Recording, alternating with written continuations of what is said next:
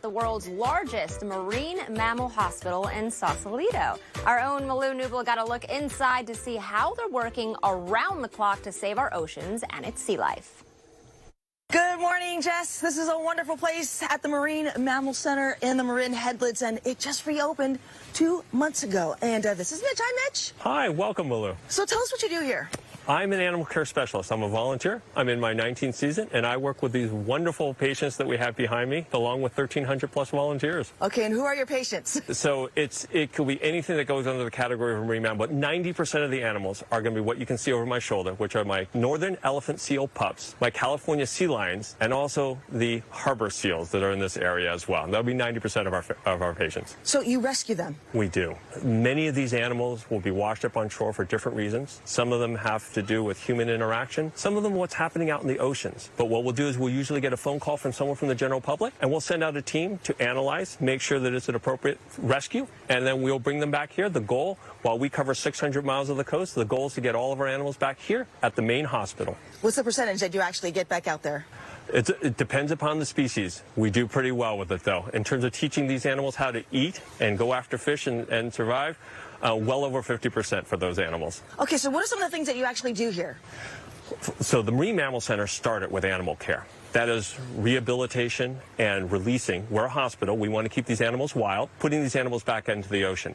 But what we found along the way over the years when we started in 1975 is that these animals represent a very important source of information. Information about them, their species, but also information about our oceans. Not only have we found that information to be important, we have found that the world has found it to be important. The animal care has led to ocean conservation and research, but it has also led to education. It's education of today's veterinary and marine specialists and also the next generation as well. You really are hands-on here in teaching these pups how to eat and how to go for fish.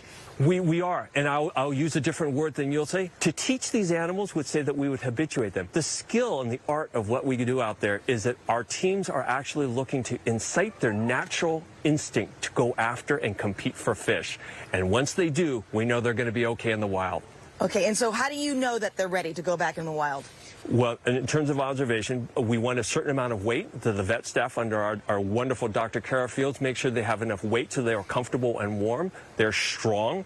And then we look for the behavior that they're going to be in the water, actively competing for fish, not just passively waiting for fish to come to them. No, we want to see them competing for it. You do a nice little checkup too, and it looks kind of aggressive, but you're really not hurting the animal at all, right? You're making sure they're ready to go back out. First and foremost, these animals are very strong. Yeah. The last step before we put them out in the wild is they're going to do a release exam. And so that'll entail the vet staff making sure everything that I just said, that this animal truly is ready to go out there. In addition to that, though, the vet staff is also collecting very important information and data. And once they check off and say that this animal is okay, we go ahead and we bring them to a nice, safe environment for that species, and we put them back in their ocean homes. All right, so you mentioned that there are a lot of volunteers. How many volunteers? 1,300, right now, 1,300 plus volunteers. Wow, so what can people do to help? There's so many things that people can do. First and foremost, most important, be involved. Being involved can be anything. Come volunteer, we can certainly use the help. Also, though, these animals, and we have volunteer opportunities for our education volunteers. It could be with the rescue teams. But most importantly, I think for anybody to understand the significance, the importance of what's happening here, the importance of our oceans, the importance of these animals are to human health, and to decide to make a difference. That could be bringing a family member here. If you've never been to the Marine Mammal Center, come to the Marine Mammal Center, take a tour, learn more about what's happening in the oceans, but deciding that this is important and that you need to actually make a difference, and that's a big part. It could be everything from not using a plastic straw to coming on out here and participating as a volunteer. How do you not get attached? Because I look into their eyes and I just completely fall in love, and I'm like, oh, baby's all grown up. Bye. See you later. In terms of getting attached, we fail every time. We get attached. The important thing is not to let them get attached to us. So, yes, we do. For the amount of care for the animals that you'll see going through release exam, they've probably been here with us probably 2 to 3 months. That means every single day there's a team that's working with them, trying to encourage them to go after us. And yes, we know them by name, and we do get attached to them. You do name them? They are named. They're often named by the people who actually find the animals. So it'll be some from the general public. We have a little bit of a vetting process, but they name the animals. So sometimes the names don't make any sense. But we do them by name, and we know them by name, and we know their behavior by name too. Well, you all do great work here, Mitch. Thank you so much from the Marine Mammal Center here in Sausalito. I don't want to be corny, but you definitely have our seal of approval. Oh, love it. I'll have to use that. Well, welcome. And for anybody, like you said, we just opened in the public.